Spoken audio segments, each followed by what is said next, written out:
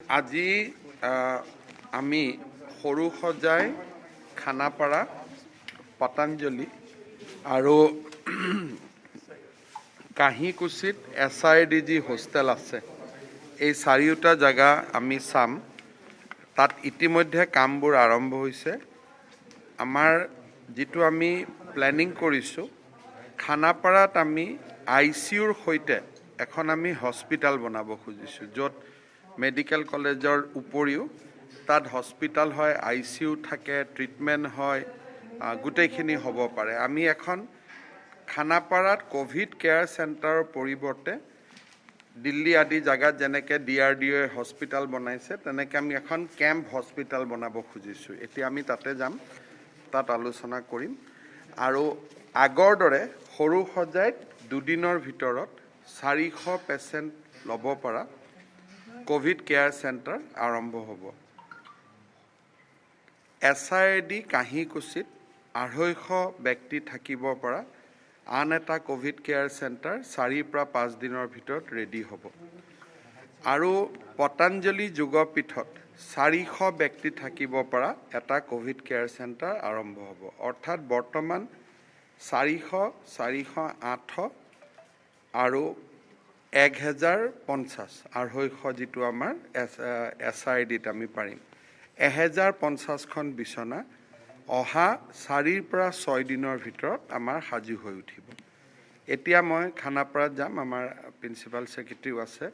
তাতে আমি PWD আমি চেষ্টা কৰি আছো যে এখন হস্পিটাল বনাব পাৰো নেকি গতিকে পৰিস্থিতিৰ যি ধৰণে আমি আগুৱাই যাব সেই ধৰণে জোৰাটাপলি মাৰিবৰ কাৰণে ব্যৱস্থাবিলাক আমি লৈ আছো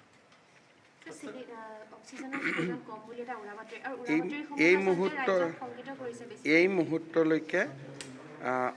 অসমত অক্সিজেনে হওক ৰেমডিচিভিৰ ইনজেকশনে হওক হস্পিটাল বেডে হওক এই মুহূৰ্তলৈকে আমাৰ হাতত আছে কিন্তু পৰিবেশ জটিল হৈ গলে পেশেন্টৰ সংখ্যা বাঢ়িলে যেতিয়া আমি আন ৰাজ্যসমূহৰ ওচৰত হাত পাতিবলগীয়া হ'ব কি ধৰণৰ পৰিবেশ হয় তাক এতিয়াই ক'ব পৰা নাযায় কিয়নো সকলো ৰাজ্যতে বেয়া অৱস্থা কিন্তু আমাৰ যি 50 MT অক্সিজেন আছে আৰু সৰু সৰু অক্সিজেন প্লান্ট আমি বনাবৰ কাৰণেও লাগি আছো মই ভাবো যে আমি এটা অভাৱনীয় পৰিবেশ নহলে আমি জোৰাটাপলি মাৰিব পাৰিম Sir, you have earlier said that the oxygen plant to be set up in the district hospitals also. Already work has started. Sir, sthayi chikitsalay Already oxygen plant work in medical colleges has already commissioned. In 6 medical colleges it has commissioned. Already we are using oxygen from the plant itself. But those are plants which give us 0.5 MT per day. Means 100 cylinder. Sir, জোৰাটাপলিৰ কথা কৈ আছে sir. যেহেতু এটা ইলেকশনৰ আপুনি out of কৈ আছে ইলেকশনৰ result নোহোৱালৈকে কিছু কাম কৰিব পৰা কিছু অসুবিধা আছে হস্পিটালৰ ৰিলেটেড কামতটো অসুবিধা নাই হেলথ ডিপাৰ্টমেন্টৰ কামত ইলেকশনৰ ৰিজাল্টৰ লগত কথা নাই কিন্তু মেট্ৰিক পৰীক্ষাৰ শিডিউল কৰা অমুক প্ৰশাসনীয় কামবোৰ কৰিব অসুবিধা কিন্তু যিখিনি হেলথত বিছনা বঢ়োৱা ইনজেকশন কিনা অক্সিজেন কিনা ইয়াতটো ইলেকশনৰ লগত কোনো কথা নাই হেখিনি আমি যি ধৰণে কৰিব লাগে আমি কৰি আছো আৰু এটা প্ৰশ্ন আছে টিচাৰ্ছ বিলাকৰ পৰা তেওঁলোক স্কুল গৈ থাকিব লাগিব নেকি মানে স্কুল যেটো স্কুল এতিয়াতো স্কুল বন্ধ যত LP স্কুলৰ টিচাৰ স্কুল গৈ থাকিব নালাগে sir double maintenance journalist to থাকা হৈছে ডাবল মিউটেন্ট এই ৰোগীসকলক বেলেগকে ৰখাৰ ব্যৱস্থা তেনেকুৱা তেওঁলোকো কোভিডে কিন্তু তাত আপুনি কোনজন ৰোগীৰ ডাবল মিউটেন্ট আছে কোনজন ৰোগীৰ সিঙ্গল মিউটেন্ট আছে তাক জিনোমিক সিকুৱেন্স কৰিব লাগিব হেতু কৰোতে কৰোতে ৰোগীজন ভালে হৈ যাব হেজন মানুহজনক দেখিলে আপুনি ধৰিব নোৱাৰে তেনেকুৱা 100 জন মানুহ যদি কোভিডত আক্ৰান্ত হয় তাৰ আমি 3 বা 4 জন ৰোগীৰহে জিনোমিক সিকুৱেন্স কৰো এটা আইডিয়া পাবৰ কাৰণে আৰু জিনোমিক সিকুৱেন্স কৰোতে ৰিপৰ্ট দিওতে 15 দিন লাগি যায় তেতিয়ালৈকে তো পেশেন্ট ভালে হৈ যাব sir is it sufficient vaccine stock available in There is I am giving every day the figure so there is no question of sufficient or insufficient we are being transparent as of now we have stock of 2.5 lakhs vaccine and hopefully today we'll be able to give vaccine to another 80,000 people. So by tomorrow the vaccine stocks will come down to 1,75,000. So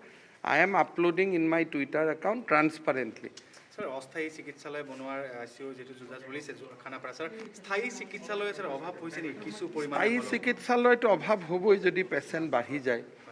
যদি patient বাঢ়ি গৈ থাকে এতিয়ালৈকেতো medical বা আমাৰ হস্পিটেলবিলাকত আছেই কিন্তু যদি এতিয়া আপুনি এইবিলাক কাম যদি এডভান্স নকৰে যেতিয়া বাঢ়িব ৰোগী তেতিয়া আপুনি ৰাইজক কি উত্তৰ দিব গতিকে অহা মাহত কি হ'ব তাৰ চিন্তা কৰি আজি আমি কৰি আছোঁ কিন্তু আজিৰ দিনত আমাৰ অসুবিধা একো নাই কিন্তু অহা কালিটোতো আমি কোনেও দেখা নাই গতিকে সাৱধানটো হ'ব লাগিব স্যাৰ বৰ্তমানলৈকে কিমান বিছনা সাজু আছে আজিৰ দিনটোত মই সিদিনাখন হিচাপ দিছোঁ যে আমাৰ 4,000 বিছনাৰ বিপৰীতে 1,800 পেচেণ্ট আমাৰ আছিলে অৰ্থাৎ 2,200 পেচেণ্টৰ স্পেচ আমাৰ আছিলে 4 দিন আগত আপোনালোকৰ লগত কথা পাতোতে আজি ডেফিনেটলি কমি গৈছে কাৰণ আজি পৰিৱেশটোতো মই হাতত ৰেকৰ্ড লৈ ৰখা নাই কিন্তু আজিও যিখিনি পেচেণ্ট ওলাব গুৱাহাটীত আমি হস্পিটেলত একমডেট কৰিব পাৰিম স্যাৰ যোৱাবাৰৰ কোভিড আপুনি সূক্ষ্মভাৱে পৰ্যবেক্ষণ কৰিছিল এইবাৰৰ কোভিড আৰু যোৱাবাৰৰ কোভিডৰ মাজত কেনেধৰণৰ এইবাৰৰ কোভিড হ'ল যে যোৱাবাৰ আপুনি এটা ঘৰত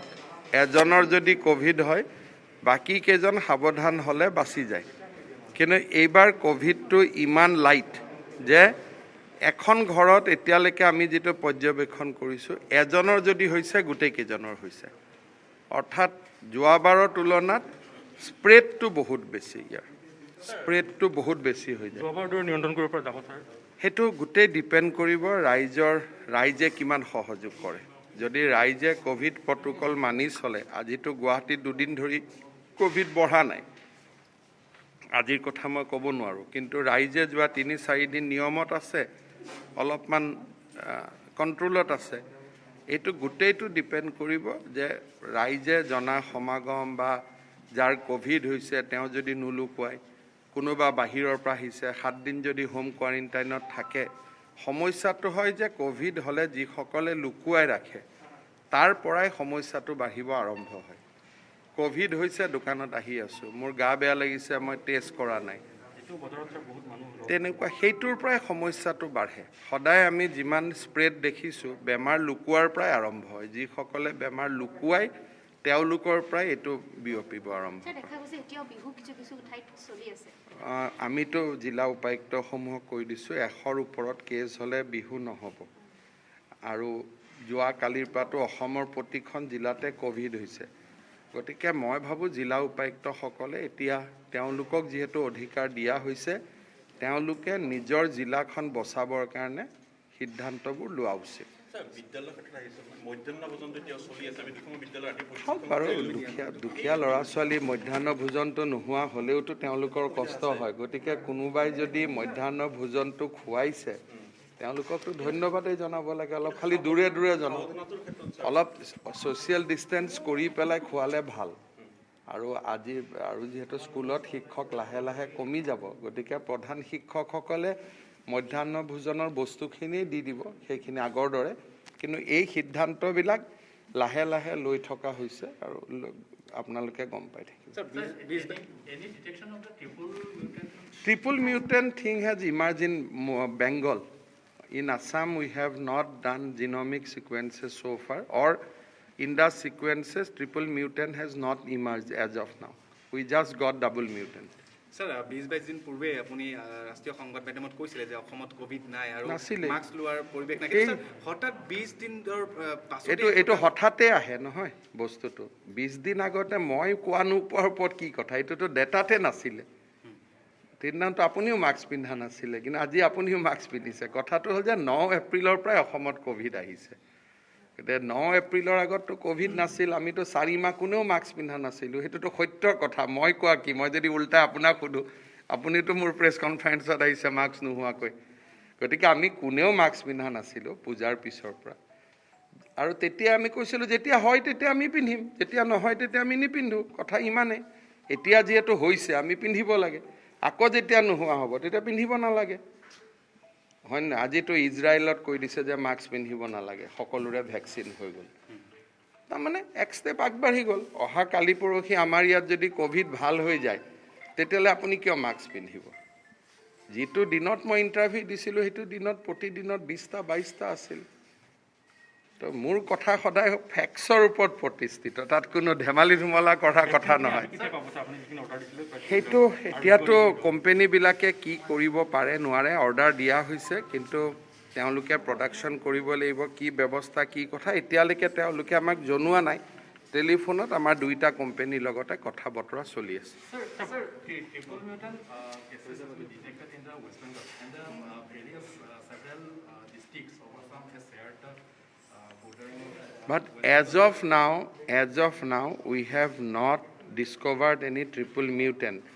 Now, I cannot do any special thing also not to come, because these come on air. So these will not come on vehicle or something. We'll put police check post and we'll close. So we need to be eternally vigilant. But if you ask me that are you taking some special step not to come, so what can I answer? So I cannot answer anything on this type of question. So these will come on air, and if it comes, it will be unfortunate. If doesn't come, we will be fortunate. থাকিব, election কমিশ্যনে সেইখিনি কৰি আছে আৰু health ডিপাৰ্টমেণ্টৰ লগত তেওঁলোকে কথা বতৰা পাতি এটা ক'ভিড প্ৰট'কল এটা তেওঁলোকে ডেফিনেটলি দিব। আমি ৰাতিপুৱা সোণাপুৰৰ এটা হস্পিটেলৰ এটা পাইছিলোঁ খবৰ যে তাত পানীৰ অভাৱ হৈছে, এনেকুৱা ধৰণৰ সৰু সৰু কথা অভাৱ থাকিব। সেইকাৰণে আমি ৰাইজক কৈছোঁ যে এইবাৰ ঘৰৰ পৰা যিমান বস্তু পাৰি আপোনালোকে লৈ আহিব, কাৰণ যোৱাবাৰৰ কথাটো বেলেগ আছিল। এইবাৰ আমি মেডিকেলতো কৈছোঁ যে খোৱা বোৱা যি আছে যিমান পাৰে ঘৰৰ পৰা পঠাব যত্ন কৰক, কাৰণ সেইবিলাক কথাত লাগি থাকিলে অক্সিজেন ইনজেকশ্যনত আমাৰ মানুহে লাগিব নোৱাৰিব। সেইকাৰণে খোৱা পানী ডেফিনেটলি বটলো আছে, চব আছে। ছুপাৰিণ্টেণ্ডেণ্টসকলক আমি কৈছোঁ যিমান পাৰি দিবৰ কাৰণে। আজি আমি ৰেট এটাও ফিক্স কৰি দিম যে ইমান টকা আপোনালোকে খৰচ কৰিব পাৰিব। কিন্তু মই ৰাইজক আবেদন জনাম যে আপোনালোকে ঘৰতে থাকক, চিৰিয়াছ যেতিয়ালৈকে নাহক। হস্পিটেলত অহাৰ লগে লগে এনেকুৱা ধৰণৰ হাউচ কিপিং ৰিলেটেড সমস্যাবিলাক আহিবই, কিন্তু সেইবিলাক এইবাৰ মই নাভাবোঁ যে সমাধান কৰাৰ আমাৰ কাৰণেও শক্তি থাকিব, কাৰণ হাজাৰত পেচেণ্ট আহিব যদি সঁচাকৈ ক'ভিড আহে। মহাৰাষ্ট্ৰ, দিল্লীত আপোনালোকে অৱস্থাটো দেখিছে। এইবাৰ সেইবিলাক ফেচবুক লাইভ টাইপ কৰাৰ এইবাৰ সমস্যা নাথাকিবগৈ। সেইকাৰণে আমি কৈছোঁ যে ঘৰতে থাকক, ভাল কৰি থাকক, নিজৰ ঘৰত আৰামত থাকক। কিন্তু যোৱাবাৰ আনোতে অহা নাই, এইবাৰ ঘৰত থাকক বুলি কওঁতে মানুহে কৈছে নাই নাই হস্পিটেলতে থাকিম। গতিকে পৰিৱেশবিলাক যোৱাবাৰৰ লগত এইবাৰ তুলনা নহ'ব। এইবাৰ পৰিৱেশটো সম্পূৰ্ণ বেলেগ, আৰু মোৰ ডক্টৰখিনিৰ কাম হ'ব চিকিৎসা কৰা, অফিচাৰৰ কাম হ'ব অক্সিজেন যোগাৰ কৰা, ৰেমডিচিভিৰ যোগাৰ কৰা। প্ৰতিদিনত যুঁজি থাকিব লাগিব এটা এটা ইনজেকশ্যনৰ কাৰণে। যদি বেয়া হয় আৰু যদি ভগৱানৰ আশীৰ্বাদত অসমত কণ্ট্ৰল হৈ যায় তেতিয়াহ'লেতো কথাই নাই।